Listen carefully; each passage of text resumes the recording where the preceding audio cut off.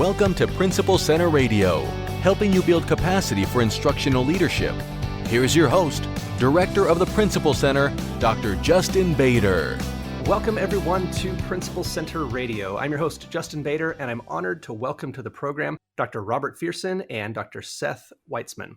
Dr. Feirsen has served as an assistant principal, deputy superintendent, and superintendent of schools, and he is currently a professor at Manhattanville College. Dr. Seth Weitzman served 3 decades as a school building administrator, including 27 years as a middle school principal, and he's held leadership positions in professional associations and professional learning networks for school administrators at the district, county, and state levels, and he's currently an adjunct professor in the educational leadership department at Mercy College.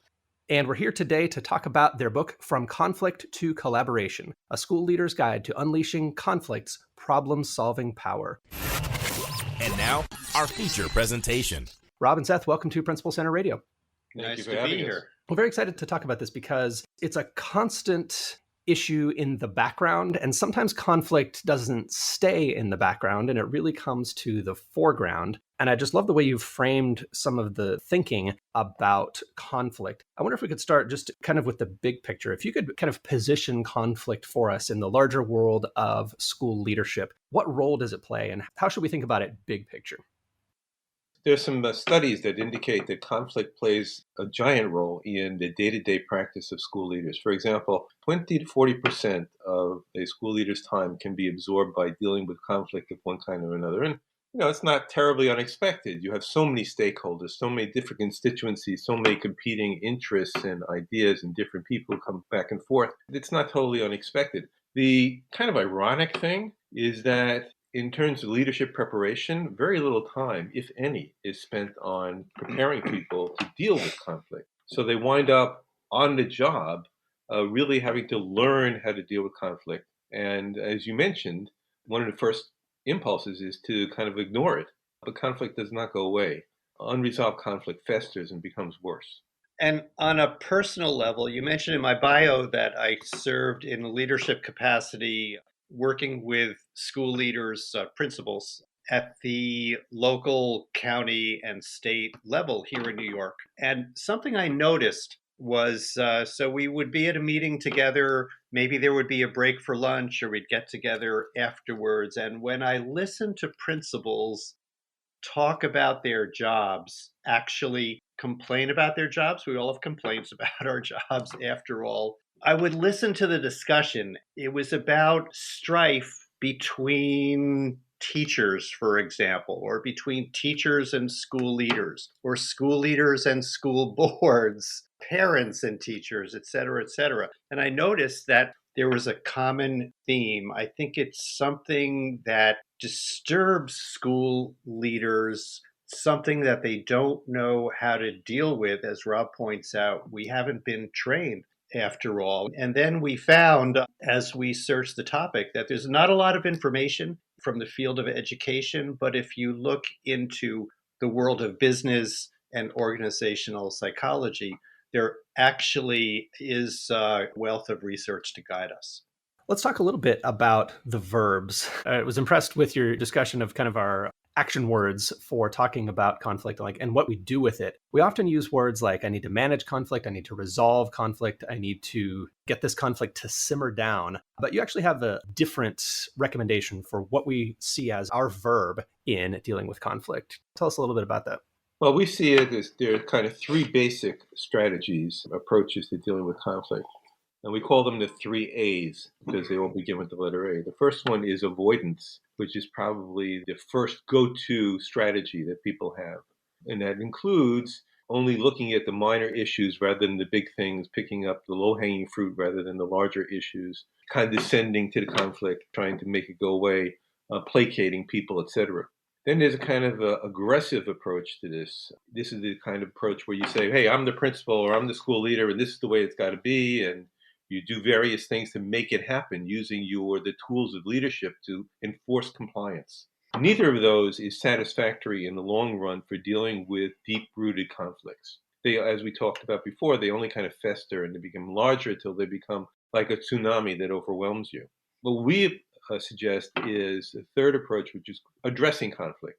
taking conflict as a normal activity, something that just happens in this course of human interaction, and working to harness it, actually, not just to solve the conflict that's before you, but to build your capacity of your school or school district to address future conflicts. And that's basically the substance of our book, is to provide strategies both for leaders to personally implement for themselves, as well as strategies that can help grow their schools to become more what we call conflict agile organizations. I like that. Talk to us a little bit about the volatility angle, because you talk early in the book about going from conflict volatility to conflict agility and not trying to avoid conflict, not trying to ignore it, not trying to, just kind of yell at people to knock it off and make it go away, but to actually deal with it deftly.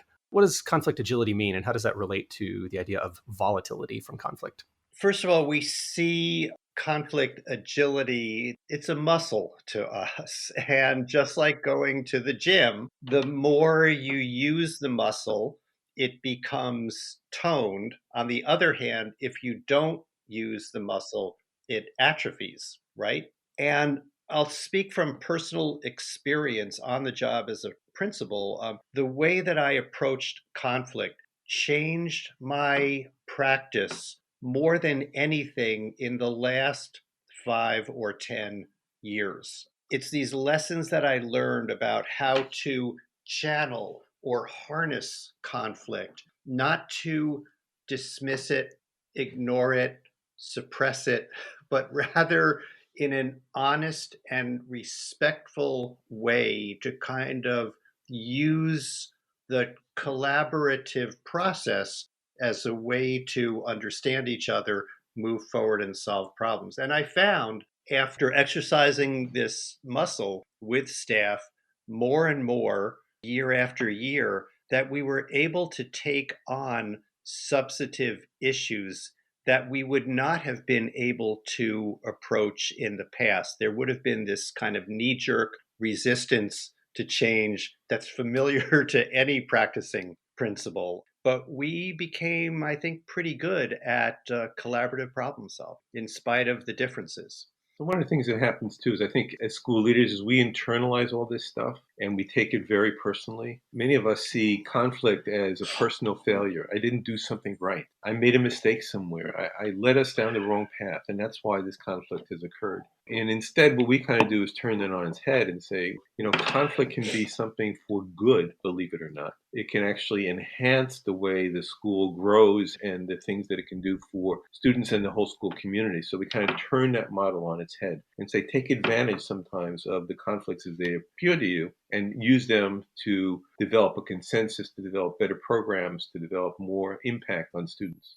That makes a lot of sense, because we think of conflict as being a bad thing that's the result of people doing bad things. But if I think about some of the thorniest conflicts I dealt with as a principal, often nobody's doing anything bad. It's just that people want different good things, or even want the same good thing. They're just thinking about it differently. They're just talking past each other and not on the same page. So talk to us a little bit about what that can look like for conflict to be productive, for it to be a good thing if we handle it with agility and build that capacity. What are some of the positives that can happen, and how does that unfold for this to be generative, for this to be positive? Going with Seth's metaphor of a muscle, the more you exercise this problem-solving ability, the more that people join together and harness their interests to produce good work, the greater confidence builds. And it becomes kind of a virtuous cycle, because success breeds success. So we handle this issue, we dispatch that, we see the results, we can now tackle something else. So that's part one. The second thing is that our approach also builds a framework for doing these things. We use, for example,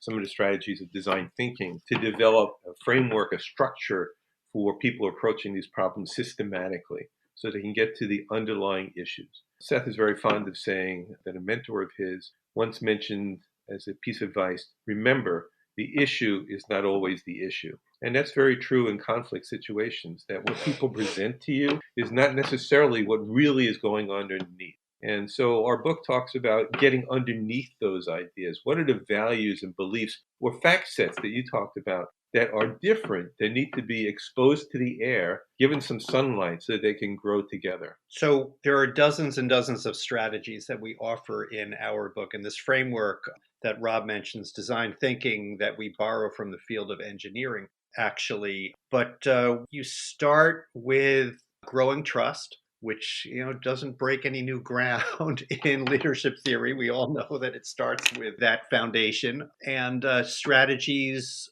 resolving differences without dissension. It's always amazing to me that you and I, Justin, it's not enough to disagree with each other, but a lot of people feel, well, I have to put you down too, also, because we disagree. So obviously, I'm smart, you're not. I'm a good person, you're not a good person, But that's the approach that people take. And we think that that has to change. And again, we suggest particular strategy. I'll tell you one. This is how I started in school, actually, after researching great figures in the field of conflict remediation, like Mandela, for example, and how was he able to transform his country.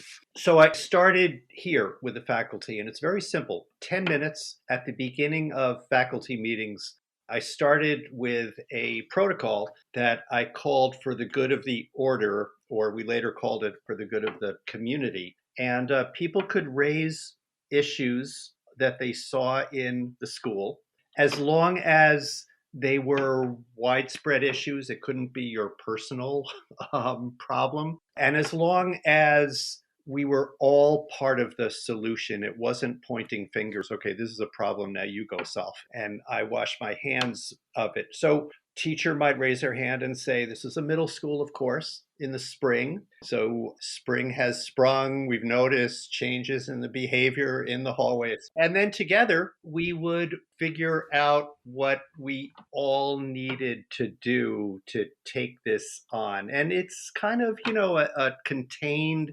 issue, but the skills of trusting each other, of all being a part of the solution, of not starting by playing the blame game. It developed a level of trust, and then it grew from there. One of the things I think that we also talk about a great deal in the book and do when we work with other school leaders is using yourself as an instrument and really refining your own conflict agility skills. The level of emotionality in conflict is tremendously high, and emotionality clouds judgment. Emotionality breeds kind of impulsive behavior. So part of what we do is work on strategies for developing that kind of the ability to kind of reflect on one's own strategies, one's own behavior in times of conflict, and be able to use that as a strategic kind of approach. So you can control the level of emotionality you have, and therefore you kind of dissuade people from becoming a personal argument, us against them. We also add a lot of times that one word can change a lot. When you say yes, but, it takes the conversation in one direction. But when you say yes, and, it takes the conversation in an entirely different direction, because you admit that we can do something together rather than work on opposite sides of the fence. Rob and Seth, why do you think this is so difficult for us in schools? Why are the stakes so high, and why are things so tense in so many of the conflicts that come up? Especially if we're talking about the kind of, not just an angry parent who needs to be placated, but, something that we really need to work through as a school. Why do the stakes get so high, and why do people get so worked up and have so much difficulty working together to work through things? That's a great question. And we think about that a lot. And we suggest some reasons in our book. There are many, but some of the ones that I favor include, if I go to the doctor with a fever, my doctor here in New York, I think you're in Arizona, if you went to the doctor with the same fever, they would probably administer the same tests, and probably the treatment would be more or less the same as well. There's a standard of care, more or less, in medicine that doesn't exist in education. So who has all the right answers? We all think that we do, but that's subject to debate. And another one that I think is just so basic that it's overlooked, you mentioned it before, is parents advocate for their children, as well they should. And professionals feel like we are well trained. We got into this in the first place because we love and care for children. So children are worth fighting for in a way. And I don't say that in a way that I'm not trying to be provocative here, but we care about kids. That's a subject for a debate. Are we doing the best for them? I want to add one topic here that we haven't touched on. It's interesting to us that we wrote the manuscript for the book. We pressed send and submitted it to our editor for review 2 years ago, maybe a little less than 2 years ago.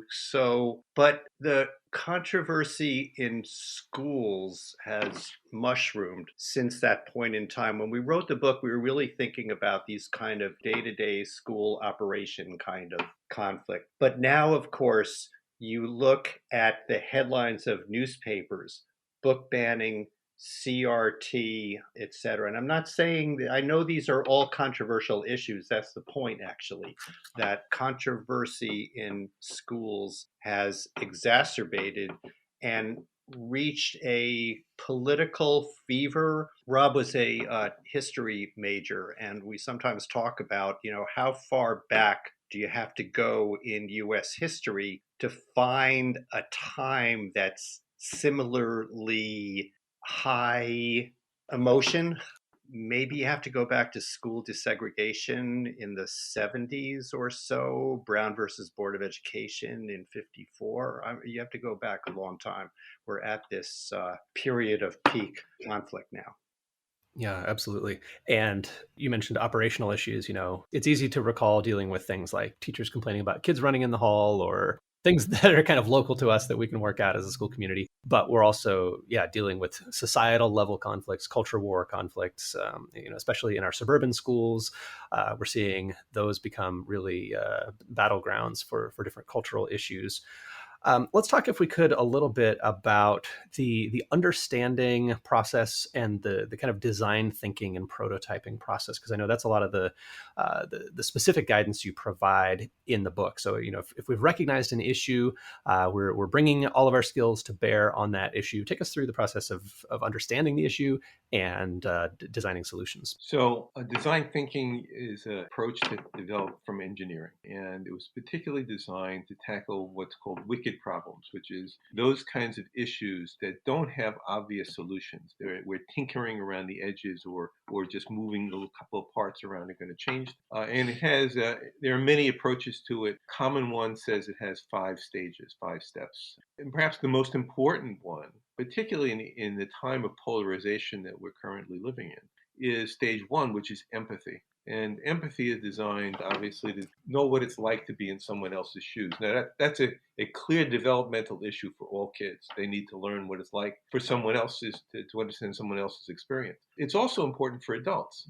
In order to really resolve these kinds of deep-rooted conflicts, you really need to understand what the other side, the other opinions are thinking, feeling, doing, and saying. And so the strategies in empathy really involve getting into really tackling that environment, much like a detective, actually much like an anthropologist who's trying to understand another culture. So empathy is stage 1. When you have a good understanding, and this is done in a group format so that everyone involved participates in the problem solving. When you have that, stage 2 is defining the problem. We mentioned before, the issue is not always the issue, and that's very true. We spend a lot of time sometimes chasing our tails. We think we fixed something, but we really haven't fixed it at all. We fixed something tangential to it or something superficial. So stage 2 is really defining the issue and figuring out exactly what is happening here. Why is this such a deep-seated conflict? Stage 3 becomes very creative. Stage 3 is what we call ideation, which is free-form thinking. There are expressions like thinking within the box, and then of course counterposed to that is thinking outside the box. We have a different perspective on it. We say thinking without a box at all. Let your ideas roam, because even in the most crazy idea sometimes is the germ of something that can really take root and be part of a solution. So stage 3 is this ideation. Step 4 is now that we've got some ideas on the table, we test them. We do very quick and rapid tests. Piloting is a phrase that schools often use. And we do this in kind of quickly to see which ones have the most opportunity to make a difference. That stage 4 is prototyping, and the last stage is deciding on a final idea, but we don't stop there. We test, we assess, we reevaluate, and we go back when necessary. The process actually is what we call iterative, which means that at any stage you can go back to a previous stage. Maybe I didn't define the question right. Maybe I need more of an understanding of what's about. Maybe we always have to go all the way back to the empathy part to really get what people are thinking and what really troubles them.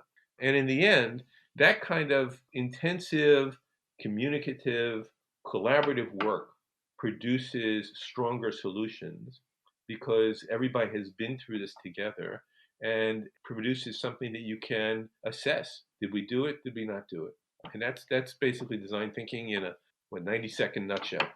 But we believe that this process could be taught. And the other part of this is that it's not so crazy, it's not so intricate that it can't be adopted and adapted on a larger scale. One thing I wanted to ask about, especially around the idea of iteration and prototyping and trying things and see how they go, is the challenge of delayed results and the risk of assessing results too early. Because I can think of many situations in which people who didn't want something to happen would claim too early in the process that it wasn't working. We always have to have a certain amount of patience to see something through, to get through the learning curve and not call something a failure too early. Any advice or any wisdom to share for leaders who are trying to help people slog through that kind of implementation curve and kind of deal with that messy middle of where we're still trying to figure out, is this going to work? Do we need to power through a little bit longer? Yeah, well, that's a tough question that you're asking. There's a tightrope that you walk, right? And you can fall off either side of the tightrope, as you state. You're starting a new curriculum, instructional strategy. You do have to give it time as teachers become more adept, as they adapt the process and learn and grow into it. That's part of the challenge. On the other hand, we've had this experience, I'm sure every practicing principal has.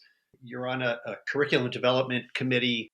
They reach some decisions that are promulgated, and then everybody on the committee shakes hands and wishes each other a good life. And that's the end of the committee's work. What we learn from design thinking, as Rob explained, is there needs to be formative assessment, that you need to rather quickly, but not too quickly, take a look at any innovation, any initiative, and evaluate to see how it's going. So there's a tightrope that you walk. I think this is one of the real challenges of leadership. And one of the responsibilities of leadership is to set that agenda that makes it clear to people what the time frame is. And a good part of that is related to transparency. When I was a superintendent, one of the things I discussed with the board very often was that the traditional school year, whatever it is, that 10-month frame, whether it's August through the end of May, June, whether it's September through June, whatever it is, the traditional school year doesn't really correspond well to the time it takes for an innovation to take root and be assessed. So we have to be able to kind of suspend disbelief for a moment or two and say, I got to give it time. I need benchmarks along the way because we certainly don't want to chase our tails and have costs that are necessary. But at the same time, we have to give things time. That is part of setting the agenda for leadership. You have to be transparent about that. You need to make the timetable and the benchmarks clear to everyone so that we know whether we're on the right track. And I also believe, as many do, that belief follows practice. You have to give time for people to experience success or failure and make corrections before they'll come around in their beliefs and support something wholeheartedly. So that element of time and giving people the safe space in which to do it is really a fundamental responsibility of the school leader. I like that. Just the kind of the setting the expectations. And, sometimes we get into such a sales pitch for a change that we hype it up so that, we set the expectation that this is going to immediately be better. We're immediately going to see results from this. You're going to love it. So it's going to be worth the effort. And what turns out to be the case is that it's a lot of work and we don't have much success to show for it by the end of the school year. Like you said, the timeframes often don't really line up and there are different setbacks. I think that just realistic expectations setting of this is going to be hard for a while. This is going to look worse before it gets better, perhaps, especially as you said, with a curriculum adoption. We're not going to be good at it at first. It's going to feel worse. We're going to say, hey, I don't know if this promised land is really out there. Let's go back to Egypt. Just setting that expectation that this is going to be a journey. This is going to be a learning curve, and setting an expectation for the amount of persistence that's going to be necessary. But I also loved what you said about setting some of those benchmarks so that we can know if we're headed in the right direction and not misinterpret expected difficulties as a sign that we should turn back. And this is where critics are helpful, because we tend to get tunnel vision that we're doing the right thing and we're going in this track. And we also have confirmation bias all the time built into our thinking, which is that we look for facts that confirm what we think should happen. So the critics, and that's part of our process too, is to involve the critics. Critics can provide valuable feedback, a corrective feedback to that, by saying, hey, wait a minute, you missed this, you missed that. Take a look at this again. Let me go back to the time frame issue for a moment and just talk about the fact that we don't have a magic answer to anything. We don't have that, what is it called, the silver bullet. We don't have anything that's going to turn around things in an instant. What we have is a set of strategies and understandings that we can help school leaders understand that can help them in the long run to create a climate and a culture that's open to conflict, addressing conflict productively, accepting all views, and encouraging people's participation in the problem-solving process. That takes time. It's not going to happen overnight, but we think, and we have examples both from our own experience and from the world around us that shows it can be done. Well, I have to say, I really hope this message makes its way into leadership preparation programs around the country. Because if I think about my own training as an administrator at the Danforth program at the University of Washington, we spent a lot of time on stuff like this, and it was some of the most valuable material, pulling from some of the same sources that you talk about. But I really love the way you've pulled so much of this together in a deeply researched, but also not especially dense or long book, very easy to get through and very practical. So I hope that anyone who's involved with leadership preparation will take a very close look at this book. The title is From Conflict to Collaboration, a school leader's guide to unleashing conflict's problem-solving power. Rob and Seth, thank you so much for joining me today on Principal Center Radio. Thank you so much. Thank you very much. Enjoyed it. Thanks for listening to Principal Center Radio. For more great episodes, subscribe on our website at principalcenter.com/radio.